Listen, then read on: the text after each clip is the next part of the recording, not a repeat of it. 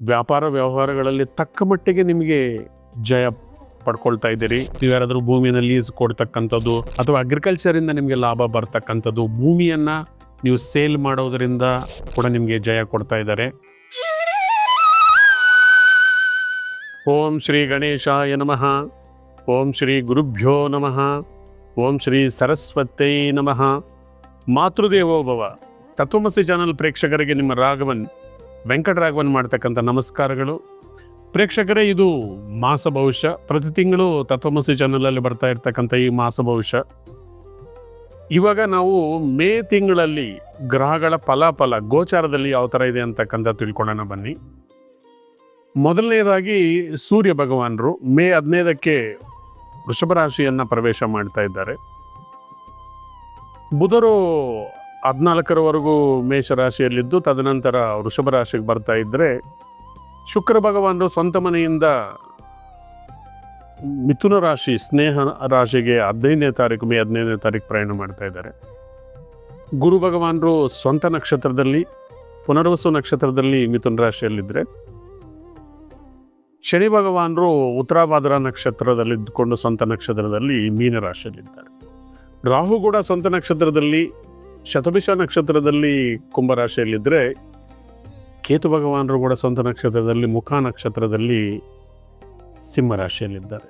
ಗ್ರಹಗಳು ಈ ತಿಂಗಳು ಹೆಚ್ಚು ಕಮ್ಮಿ ಒಂದು ಸೂರ್ಯ ಭಗವಾನರು 15ನೇ ತಾರೀಕುವರೆಗೂ ಉಚ್ಚನಾಗಿದ್ದರೆ, ಕುಜ ಭಗವಾನರು 11ನೇ ತಾರೀಕು ಮೇಷರಾಶಿಗೆ ಪ್ರಯಾಣ ಮಾಡ್ತಾ ಇದ್ದಾರೆ. ಮೇಷರಾಶಿಗೆ ಕುಜರಿಗೆ ಸ್ವಂತ ರಾಶಿ, ಶುಕ್ರ ಭಗವಾನರಿಗೆ ವೃಷಭ ರಾಶಿ ಸ್ವಂತ ರಾಶಿ, ಗುರು ಸ್ವಂತ ನಕ್ಷತ್ರ, ಶನಿ ಭಗವಾನರು ಕೂಡ ಸ್ವಂತ ನಕ್ಷತ್ರ, ರಾಹು ಕೇತುಗಳು ಕೂಡ ಸ್ವಂತ ನಕ್ಷತ್ರಗಳಲ್ಲಿದ್ದಾರೆ. ಅಂದರೆ ಈ ಥರ ಪರಿಸ್ಥಿತಿ ಇದ್ದಾಗ ಗ್ರಹಗಳು ಅನಾನುಕೂಲಕರವಾಗಿದ್ದರೂ ಕೂಡ ಆ ನೆಗೆಟಿವ್ ಅನ್ನೋದು ಕಮ್ಮಿ ಇರುತ್ತೆ.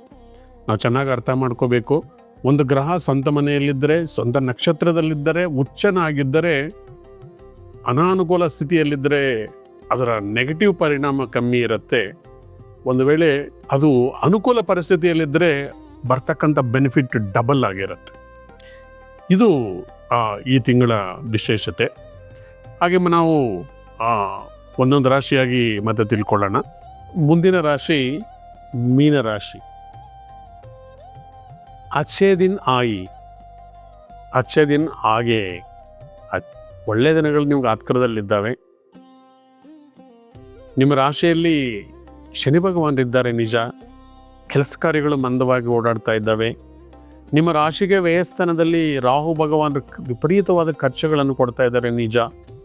ಆದರೂ ಕೂಡ ಧನಸ್ಥಾನದಲ್ಲಿ ಬುಧ ಇರೋದರಿಂದ ನಿಮ್ಮ ಖರ್ಚು ವೆಚ್ಚಗಳಿಗೆ ಸರಿತೂಗಿಸ್ತಕ್ಕಂಥದ್ದು ಯಾವುದೋ ರೀತಿಯಲ್ಲಿ ದುಡ್ಡು ಬರ್ತಾ ಇದೆ. ವ್ಯಾಪಾರ ವ್ಯವಹಾರಗಳಲ್ಲಿ ತಕ್ಕ ಮಟ್ಟಿಗೆ ನಿಮಗೆ ಜಯ ಪಡ್ಕೊಳ್ತಾ ಇದ್ದೀರಿ. ನಿಮ್ಮ ರಾಶಿಯಲ್ಲಿ ಟೆನ್ಷನ್ ಗ್ರಹ ಕುಜ ಭಗವಾನ್ ಈಗ ವಾಕ್ಸ್ಥಾನಕ್ಕೆ ಬಂದಿದ್ದಾರೆ.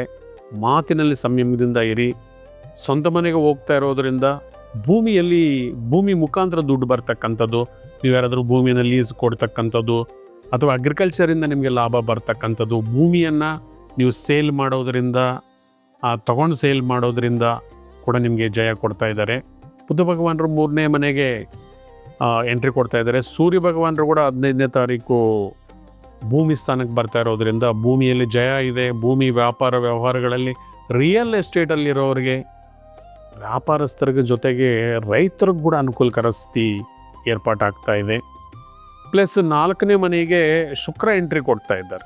4ನೇ ಮನೆ ಸುಖದ ಭಾವ ಆಗಿರೋದ್ರಿಂದ ಸ್ತ್ರೀ ಮುಖಾಂತರ ಸುಖ, ನಿಮ್ಮ ಸಂಗಾತಿಗೆ ಲಾಭ ಬರ್ತಕ್ಕಂಥದ್ದು, ಮುತ್ತು ರತ್ನ ವ್ಯಾಪಾರಿಗಳಿಗೆ, ಆರ್ಟಿಸ್ಟ್ಗಳಿಗೆ ಕೂಡ ಒಳ್ಳೆ ಟೈಮ್ ಇದು. ಗುರು ಜೊತೆ ಶುಕ್ರ ಹೋಗ್ತಾ ಇರೋದ್ರಿಂದ ಸ್ಕೂಲು ವ್ಯಾಪಾರಗಳಿಗೆ ನಡೆಸ್ತಕ್ಕಂಥವ್ರಿಗೆ ಕೂಡ ಜಯ ಚೆನ್ನಾಗಿದೆ. ಮುಖ್ಯವಾಗಿ ನೀವು 6ನೇ ಮನೆಯಲ್ಲಿ ಇರ್ತಕ್ಕಂಥ ಕೇತು ಭಗವಾನರು ನಿಮ್ಮ ಬೆನ್ನಿಗೆ ನಿಂತ್ಕೊಂಡು ನಿಮಗೆ ಜಯವನ್ನು ಕೊಡ್ತಾ ಇದ್ದಾರೆ. 6ನೇ ಮನೆಯಲ್ಲಿ ಕೇತು ಭಗವಾನರು ಯಾವಾಗಲೂ ಕೂಡ ಶುಭ ಫಲಗಳನ್ನು ಕೊಡ್ತಾರೆ. ನಿಮ್ಮ ಶತ್ರುಗಳನ್ನು ನಿರ್ನಾಮ ಮಾಡ್ತಾರೆ, ನಿಮ್ಮ ಸಾಲವನ್ನು ಕಮ್ಮಿ ಮಾಡ್ತಾರೆ, ನಿಮ್ಮ ರೋಗವನ್ನು ಕಮ್ಮಿ ಮಾಡ್ತಾರೆ. ಸೊ ಅದರಿಂದ ಕೇತು ಭಗವಾನರು ನಿಮಗೆ ಅನುಕೂಲಕರ ಸ್ಥಿತಿಯಲ್ಲಿದ್ದಾರೆ. ಸ್ವಲ್ಪ ಮಾತಿನಲ್ಲಿ ನಿಗಾ ಇರಲಿ. ಕುಜ ಆತುರದ ನಿರ್ಣಯಗಳು ತೊಗೊಳ್ತಕ್ಕಂಥದ್ದು, ಟೆನ್ಷನ್ ನಿರ್ಣಯಗಳು ತೊಗೊಳ್ಳೋದು, ಎರಡೆರಡು ಆಲೋಚನೆಗಳನ್ನು ತೊಗೊಳ್ಳೋದ್ರಿಂದ ನಿಮಗೆ ಲಾಭಕ್ಕಿಂತ ನಷ್ಟ ಆಗೋ ಚಾನ್ಸ್ ಜಾಸ್ತಿ ಇರುತ್ತೆ. ಮಾತಿನಲ್ಲಿ ನಿಗಾ ಇಟ್ಟಿದರೆ ಈ ತಿಂಗಳಲ್ಲಿ ದೊಡ್ಡ ಅನಾಹುತಗಳೇನೂ ಆಗೋದಿಲ್ಲ. ದಿನಗಳು ಇಂಪ್ರೂವ್ಮೆಂಟ್ ಆಗ್ತಾ ಇದೆ, ತಿಂಗಳಿಂದ ತಿಂಗಳಿಗೆ ಇಂಪ್ರೂವ್ಮೆಂಟ್ ಆಗ್ತಾ ಇದೆ. ನಿಮ್ಮ ಮೊಬೈಲ್ ನಂಬರಲ್ಲಿ ನಿಮ್ಮ ಅದೃಷ್ಟ ಸಂಖ್ಯೆಯಲ್ಲಿರೋ ಥರ ನೋಡ್ಕೊಳ್ಳಿ. ನಿಮ್ಮ ಮೊಬೈಲ್ ನಿಮ್ಗೆ ಲಕ್ಕಿ ಆಗಿದೆಯೋ ಇಲ್ವೋ ನೋಡ್ಕೊಳ್ಳಿ. ಪ್ಲಸ್ ನಿಮ್ಮ ಹೆಸರು ಸಂಖ್ಯಾಶಾಸ್ತ್ರಕ್ಕಿದೆಯೋ ಇಲ್ವೋ ನೋಡ್ಕೊಳ್ಳಿ. ಪ್ಲಸ್ ನಿಮ್ಮ ಮನೆ ವಾಸ್ತು ಕರೆಕ್ಟಾಗಿದ್ದರೆ, ನೀವು ರೆಗ್ಯುಲರ್ ಆಗಿ ದುರ್ಗಾದೇವಿನ ಆರಾಧನೆ ಮಾಡ್ತಾ ಬಂದರೆ, ಪ್ಲಸ್ ನಿಮಗೆ ಕುಜರನ್ನು ಹೊಲಿಸ್ಕೊಳ್ಳೋದಕ್ಕೆ ಲಕ್ಷ್ಮೀ ನರಸಿಂಹಸ್ವಾಮಿನ ಆರಾಧನೆ ಮಾಡ್ತಾ, ಪ್ಲಸ್ 4ನೇ ಮನೆಯಲ್ಲಿರ್ತಕ್ಕಂಥ ಗುರುವನ್ನು ನೀವು ಹೊಲಿಸ್ಕೊಳ್ಳೋದಕ್ಕೆ ಗುರು ಆರಾಧನೆ ಮಾಡಿ, ಖಂಡಿತವಾಗಿ ನಿಮಗೆ ಜಯ ಸಿಗ್ತದೆ. ಈ ಕಾರ್ಯಕ್ರಮ ಮುಕ್ತಾಯ ಮಾಡೋಕ್ಕೆ ಮೊದಲು ನಾವು ಕೆಲವು ಟಿಪ್ಸನ್ನು ತಿಳ್ಕೊಳ್ಳೋಣ. ಕಳೆದ ತಿಂಗಳು ಕೂಡ ನಾವು ವಾಸ್ತು ರಿಲೇಟೆಡ್ ಕೆಲವು ಟಿಪ್ಸನ್ನು ಮಾಡಿದ್ದೀವಿ. ಈ ತಿಂಗಳಲ್ಲಿ ಕೂಡ ಕೆಲವು ಉಪಯುಕ್ತ ವಾಸ್ತು ಟಿಪ್ಸನ್ನು ತಿಳ್ಕೊಳ್ಳೋಣ. ಇದು ನಿಮ್ಮ ದಿನನಿತ್ಯದ ಜೀವನದಲ್ಲಿ ಅಳವಡಿಸ್ಕೊಂಡು ಹೆಚ್ಚಿನ ಶುಭ ಫಲಗಳನ್ನು ನೀವು ಪಡ್ಕೊಳ್ಬೋದು. ಮುಖ್ಯವಾಗಿ ತುಳಸಿ ಆರಾಧನೆ ಅಂದರೆ ಯಾವ ಮನೆಯಲ್ಲಿ ಮಾಡೋದಿಲ್ಲ, ಎಲ್ಲರ ಮನೆಯಲ್ಲಿ ಕೂಡ ತುಳಸಿ ಆರಾಧನೆ ಮಾಡ್ತೀವಿ. ತುಳಸಿ ಅಂದರೆ ಪರಮ ಭಕ್ತಿ ಎಲ್ಲರಿಗೂ ಕೂಡ. ಈ ತುಳಸಿ ಗಿಡ ಅಂತಕ್ಕಂಥದ್ದು ಮನೆಯಲ್ಲಿ ಎಲ್ಲಿರಬೇಕು? ಈ ವೈದ್ಯಕೀಯ ಗುಣಗಳಿರ್ತಕ್ಕಂಥ, ದೈವಿಕ ಶಕ್ತಿ ಇರ್ತಕ್ಕಂಥ ಈ ತುಳಸಿ ಗಿಡ ಮನೆಯಲ್ಲಿ ಎಲ್ಲಿದ್ದರೆ ನಮ್ಗೆ ಅನುಕೂಲ ಆಗತ್ತೆ. ಯಾವುದೇ ಕಾರಣಕ್ಕೂ ದೇವಮೂಲೆಯಲ್ಲಿ ಇಡಬೇಡಿ. ದೇವಮೂಲೆಯಲ್ಲಿ ನೀವು ತುಳಸಿ ಕಟ್ಟೆಯನ್ನು ನಿರ್ಮಾಣ ಮಾಡಿಕೊಳ್ಳೋದ್ರಿಂದ ಅಲ್ಲಿಂದ ಬರ್ತಕ್ಕಂಥ ದೈವ ಶಕ್ತಿಯನ್ನು ಅದು ತಡೆದು ನಮ್ಮ ಮನೆ ಒಳಗಡೆ ಬರದಿರ ಸ್ಟಾಪ್ ಮಾಡುತ್ತೆ. ಅದಕ್ಕಾಗಿ ನಿಮ್ಮ ಮನೆಯ ಆವರಣದಲ್ಲಿ ಅಥವಾ ನಿಮ್ಮ ಮನೆ ಮುಂಭಾಗಲಿಗೆ ಲೆಫ್ಟ್ ಸೈಡ್ ಅಥವಾ ರೈಟ್ ಸೈಡ್, ಅಂದರೆ ನೀವು ವಾಯುಮೂಲೆಗೆ ಅಥವಾ ಅಗ್ನಿಮೂಲೆ ಎಲ್ಲಿ ಇಡ್ತಕ್ಕಂಥದ್ದು ಶ್ರೇಷ್ಠ. ವಾಯುಮೂಲೆ ಅಥವಾ ಅಗ್ನಿಮೂಲೆಗೆ ನೀವು ತುಳಸಿಯನ್ನು ಇಡ್ತಕ್ಕಂಥದ್ದು ಶ್ರೇಷ್ಠ. ಹಾಗೆ ತುಳಸಿಯನ್ನು ಮನೆ ಒಳಗಡೆ ಬೆಳೆಸಬಾರ್ದು. ತುಳಸಿ ಯಾವಾಗಲೂ ಕೂಡ ಮನೆ ಹೊರಗಡೆನೇ ಇರಬೇಕು. ತುಳಸಿಗೆ ನೀವು ನೀರು ಹಾಕಬೇಕಂದ್ರೆ ಬಿಸಿಲು ಕಮ್ಮಿ ಇರ್ತಕ್ಕಂಥ ಟೈಮಲ್ಲಿ, ಎಕ್ಸ್ಪೆಷಲಿ ಬೆಳಗಿನ ಜಾವ ಬ್ರಹ್ಮಿ ಮುಹೂರ್ತದಲ್ಲಿ ನೀವು ತುಳಸಿ ಗಿಡಕ್ಕೆ ನೀರು ಹಾಕೋದ್ರಿಂದ ಹೆಚ್ಚಿನ ಫಲಗಳನ್ನು ನೀವು ಪಡ್ಕೊಳ್ತೀರಿ. ಹಾಗೆ ನೀವು ಮನಿ ಪ್ಲ್ಯಾಂಟನ್ನು ಕೂಡ ಮನೆಗೆ ಆವರಣದಲ್ಲಿ ವಾಯುಮೂಲೆ ಅಥವಾ ನೀವು ಅಗ್ನಿಮೂಲೆಯಲ್ಲಿ ಇಡೋದರಿಂದ ನಿಮಗೆ ಹೆಚ್ಚಿನ ಫಲಗಳು ಬರುತ್ತೆ. ಯಾವುದೇ ಗಿಡಗಳು ಕೂಡ ನಾವು ಮನೆಗೆ ಬರ್ತಕ್ಕಂಥ ದೈವಶಕ್ತಿಯನ್ನು ತಡೆಯೋ ಥರ ಇರಬಾರ್ದು. ಬಾಗಿಲಿಗೆ ಆ ಕಡೆ ಈ ಕಡೆ ವಾಯುಮೂಲೆ ಅಗ್ನಿಮೂಲೆಯಲ್ಲಿ ನೀವು ಇಟ್ಕೋಬೇಕು. ಮನೆ ಒಳಗಡೆ ನೀವು ಅಕ್ವೇರಿಯಂ ಇಟ್ಕೊಳ್ಳೋದ್ರಿಂದ ಎಷ್ಟೋ ಉಪಯುಕ್ತಗಳು ಕೂಡ ಇದ್ದಾವೆ. ಅಕ್ವೇರಿಯಮ್ಮಲ್ಲಿ ನೀವೇನಾದರೂ ಕಪ್ಪು ಫಿಶ್ ಈ ಥರದ್ದು ಇಟ್ಕೊಂಡಿದ್ರೆ ಮನೆಗೆ ಏನಾದರೂ ದೃಷ್ಟಿ ಆಗಿದರೆ ಅದರ ಮೇಲೆ ಬೀಳುತ್ತೆ, ಅದು ತಗೊಳುತ್ತೆ. ಮನೆಯಲ್ಲಿ ಮೀನು ಸತ್ತೋದ್ರೆ ಎದುರ್ಕೊಳ್ಳೋದು ಬೇಕಾಗಿಲ್ಲ, ಮತ್ತೊಂದು ಮೀನನ್ನು ತಗೊಂಡು ಬಂದು ಇಡಿ. ಯಾಕೆಂದರೆ ಮೀನು ಸತ್ತೋಗಿದೆ ಅಂದರೆ ನಿಮ್ಮ ಮೇಲೆ ಬಂದಿರತಕ್ಕಂಥ ನೆಗೆಟಿವ್ ಎನರ್ಜಿಯನ್ನು ಅದು ತಗೊಂಡಿದೆ ಅಂತ. ಮನೆಯಲ್ಲಿ ಕಪ್ಪು ನಾಯಿ,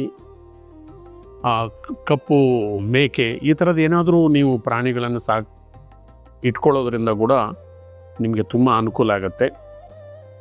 ಮನೆ ಒಳಗಡೆ ಲಾಸ್ಟ್ ಟೈಮ್ ಕೂಡ ತಿಳ್ಕೊಂಡಿದ್ದೀವಿ, ಮಿರರ್ ಇಂಥದ್ದೆಲ್ಲ ಕೂಡ ನಾವು ಉತ್ತರದ ಗೋಡೆಗೆ ಹಾಕ್ಕೊಳ್ಳೋದು, ಗಡಿಯಾರ ಉತ್ತರ ಗೋಡೆಗೆ ಹಾಕ್ಕೊಳ್ಳೋದು ತುಂಬ ಅನುಕೂಲಕರವಾಗಿರುತ್ತೆ. ಬೆಡ್ರೂಮಲ್ಲಿ ಯಾವುದೇ ಕಾರಣಕ್ಕೂ ಕೂಡ ನಿಮ್ಮ ಕಾಟು ಯಾವ ಮೂಲೆಗೂ ತಾಗದಿರ ಇಟ್ಕೊಳ್ಳಿ. ನೀವು ಏನಾದರೂ ಒಂದು ಮೂಲೆಗೆ ಅದು ತಾಗಿದೆ ಅಂದರೆ ಆ ಮೂಲೆಯ ಭಾರ ಹೆಚ್ಚಾಗಿ ಆ ಮೂಲೆ ದೋಷ ಬರುತ್ತೆ. ನೈಋತ್ಯ ಮೂಲೆಯಲ್ಲಿ ಬೆಡ್ರೂಮಲ್ಲಿ ಯಾವುದೇ ಕಾರಣಕ್ಕೂ ನೀವು ಟಾಯ್ಲೆಟನ್ನು ಇಟ್ಕೊಳ್ಬಾರ್ದು. ಹಾಗೆ ಮನೆಯ ದೇವ ಮೂಲೆಯಲ್ಲಿ ನೀವು ಟಾಯ್ಲೆಟನ್ನು ನಿರ್ಮಾಣ ಮಾಡಿಕೊಂಡಿದರೆ ಅಧೋಗತಿಗೆ ಹೋಗ್ತೀರಿ. ಒಂದು ವೇಳೆ ನೈಋತ್ಯ ಮೂಲೆಯಲ್ಲಿ ಟಾಯ್ಲೆಟ್ ಬಂದರೆ ಮನೆ ಯಜಮಾನನಿಗೆ ಆರೋಗ್ಯ ಮತ್ತು ಆರ್ಥಿಕ ಸಮಸ್ಯೆಗಳು ಬರುತ್ತೆ. ತದನಂತರ ತನ್ನ ಹಿರಿಯ ಮಗನಿಗೆ ತಲೆ ಮೇಲೆ ಭಾರ ಬಂದಂಗಾಗಿ ಅವನು ಕೂಡ ಅನಾರೋಗ್ಯ ಮತ್ತು ಆರ್ಥಿಕ ಸಮಸ್ಯೆಗಳನ್ನು ಫೇಸ್ ಮಾಡ್ತಾನೆ. ದೇವಮೂಲೆಯಲ್ಲಿ ಟಾಯ್ಲೆಟ್ ಇದ್ದರೆ ನಿಮ್ಗೆ ಬರಬೇಕಾಗಿರೋ ಅದೃಷ್ಟವನ್ನು ಅದು ಅಲ್ಲೇ ಸ್ಟಾಪ್ ಮಾಡಿಬಿಡತ್ತೆ. ಯಾವುದೇ ಕಾರಣಕ್ಕೂ ಟಾಯ್ಲೆಟನ್ನು ನಿಮ್ಮ ಸ್ಟೆಪ್ಸ್ ಕೆಳಗಡೆ ನಿರ್ಮಾಣ ಮಾಡ್ಕೋಬೇಡಿ. ಸ್ಟೆಪ್ಸ್ ಕೆಳಗಡೆ ನೀವು ಟಾಯ್ಲೆಟ್ ನಿರ್ಮಾಣ ಮಾಡಿದರೆ ಅದು ನೆಗೆಟಿವ್ ಎನರ್ಜಿಯನ್ನು ನಿಮಗೆ ಕೊಡ್ತಾ ಬರುತ್ತೆ. ಮನೆಯಲ್ಲಿ ಮುಖ್ಯವಾಗಿ ಈ ಇಂಡೋರ್ ಪ್ಲ್ಯಾಂಟ್ಸನ್ನು ನೀವು ಇಟ್ಕೊಳ್ಳೋದ್ರಿಂದ ಕಾಸ್ಮಿಕ್ ಎನರ್ಜಿ ಜಾಸ್ತಿಯಾಗಿ ಆಕ್ಸಿಜನ್ ಲೆವೆಲ್ ಜಾಸ್ತಿಯಾಗಿ ನಿಮಗೆ ಅನುಕೂಲಕರ ಸ್ಥಿತಿಗಳು ನಿರ್ಮಾಣ ಆಗತ್ತೆ. ಮನೆಗೆ ಪೂರ್ವ ಅಥವಾ ಉತ್ತರದಲ್ಲಿ ಎತ್ತರದ ಗಿಡಗಳನ್ನು ನೀವು ಬೆಳೆಸಬಾರ್ದು. ಯಾವಾಗಲೂ ಕೂಡ ನಿಮ್ಮ ಪೂರ್ವ ಮತ್ತು ಉತ್ತರ ತಗ್ಗಾಗಿರ್ತಕ್ಕಂಥ ಚಿಕ್ಕ ಚಿಕ್ಕ ಗಿಡಗಳನ್ನು ಬೆಳೆಸ್ಕೊಳ್ಳೋದ್ರಿಂದ ನಿಮಗೆ ಅನುಕೂಲ ಆಗುತ್ತೆ. ನಿಮ್ಮ ಮನೆಗೆ ದಕ್ಷಿಣ ಅಥವಾ ಪಶ್ಚಿಮದಲ್ಲಿ ಎತ್ತರದ ಗಿಡಗಳನ್ನು ಬೆಳೆಸ್ಕೊಳ್ಳೋದ್ರಿಂದ ನಿಮ್ಮ ಮನೆಗೆ ರಕ್ಷಣೆಯಾಗಿರುತ್ತೆ. ಒಂದು ವೇಳೆ ನಿಮ್ಗೆ ಯಾವುದೇ ಆದ್ರೂ ವಾಸ್ತು ಪ್ರಕಾರ ಏನಾದರೂ ರೋಡ್ ಹಿಟ್ ಇದ್ದರೆ ಅಥವಾ ಒಂದು ನೈಸರ್ಗಿಕವಾದಂಥ ಒಂದು ನೆಗೆಟಿವ್ ಯಾವುದಾದ್ರೂ ಒಂದು ಮೂಲೆಗಿದ್ದರೆ ಆ ಮೂಲೆಯಲ್ಲಿ ಸುತ್ತಲೂ ನೀವು ತುಳಸಿ ಗಿಡಗಳನ್ನು ಬೆಳೆಸೋದ್ರಿಂದ ಆ ಮೂಲೆಯಲ್ಲಿ ಬರ್ತಕ್ಕಂಥ ನೆಗೆಟಿವ್ ಎನರ್ಜಿಯನ್ನು ಆ ತುಳಸಿ ಗಿಡ ಕಮ್ಮಿ ಮಾಡುತ್ತೆ. ಸ್ನೇಹಿತರೆ, ಹೀಗೆ ವಾಸ್ತುವಲ್ಲಿ ಎಷ್ಟೋ ಅನುಕೂಲಕರವಾಗಿರ್ತಕ್ಕಂಥ ಸಿಂಪಲ್ ವಾಸ್ತು ಟಿಪ್ಸನ್ನು ನಾವು ಹೇಳ್ತಾ ಬರ್ತಾ ಇದ್ದೀವಿ. ಈಗ ಈ ಕಾರ್ಯಕ್ರಮ ಮುಕ್ತಾಯ ಮಾಡೋಕ್ಕೆ ಮೊದಲು ಒಂದು ಚಿಕ್ಕ ಕನಸಿನ ಬಗ್ಗೆ ನಾನು ನಿಮ್ಮ ಹತ್ರ ಮಾತಾಡ್ತೀನಿ. ನಿಮ್ಗೆ ಏನಾದರೂ ಬೆಳಗಿನ ಜಾವ ಸಮಯದಲ್ಲಿ ನಾಗರಾವು ಎಡೆ ಎತ್ಕೊಂಡು ನೋಡಿದ್ರೆ ನಿಮಗೆ ತುಂಬಾ ಅದೃಷ್ಟ ಆ ಥರದಲ್ಲಿ ಬರುತ್ತೆ ಅಂತ. ಒಂದು ವೇಳೆ ಬಿಳಿ ನಾಗರಾವು ಆಗಿದ್ದರೆ ಶೀಘ್ರವಾಗಿ ನಿಮ್ಮ ಫಲಗಳು ಬರುತ್ತೆ. ಒಂದು ವೇಳೆ ಯಾರಾದರೂ ಪ್ರೆಗ್ನೆನ್ಸಿಗಾಗಿ ಟ್ರೈ ಮಾಡ್ತಾ ಇದ್ರೆ ನಾಗರಾವು ಹೆಡೆಯನ್ನು ನೋಡಿದ್ರೆ ಬೇಗ ಪ್ರೆಗ್ನೆನ್ಸಿ ಕನ್ಫರ್ಮ್ ಆಗುತ್ತೆ. ಆದರೆ ಇದೇ ನಾಗರಾವುಗಳು ಪದೇ ದಿನ ನಿಮ್ಮ ಕನಸಲ್ಲಿ ಬರ್ತಾ ಇದ್ರೆ ಡೆಫಿನೆಟ್ ಆಗಿ ನಿಮ್ಮನ್ನು ಅಧೋಗತಿಗೆ ಕರ್ಕೊಂಡು ಹೋಗುತ್ತೆ. ನಿಮಗೆ ನಾಗದೋಷ ಇರ್ಬೋದು, ವಂಶದಲ್ಲಿ 2 ಮದುವೆ ತಾತ ಮುತ್ತಾತರಿಗೆ ಮದರ್ ಸೈಡ್ ಅಥವಾ ಫಾದರ್ ಸೈಡ್ ಆಗಿರೋದ್ರಿಂದ ನಿಮಗೆ ಕಾಳಸರ್ಪದ ರೂಪದಲ್ಲಿ ನಿಮಗೆ ಪದೇ ನಾಗರಾವು ಕಾಣ್ತಾ ಇದೆ ಅಂದರೆ ಸರ್ಪದೋಷ ಇದೆ ಅನ್ನತಕ್ಕಂಥ ಸಂಕೇತ. ಅದಕ್ಕಾಗಿ ಸರ್ಪ ಸಂಸ್ಕಾರವನ್ನು ಕುಕ್ಕೆ ಸುಬ್ರಹ್ಮಣ್ಯದಲ್ಲಿ ಮಾಡಿಸ್ಕೊಳ್ಳೋದ್ರಿಂದ ಸರ್ಪದೋಷ ಹೋಗುತ್ತೆ. ಅಪರೂಪಕ್ಕೆ ಕಾಣ್ತಕ್ಕಂಥ ಈ ನಾಗರಾವು, ಎಡೆ ಎತ್ತಿದ ನಾಗರಾವು ನಿಮಗೆ ಅದೃಷ್ಟನೇ ಸರಿ.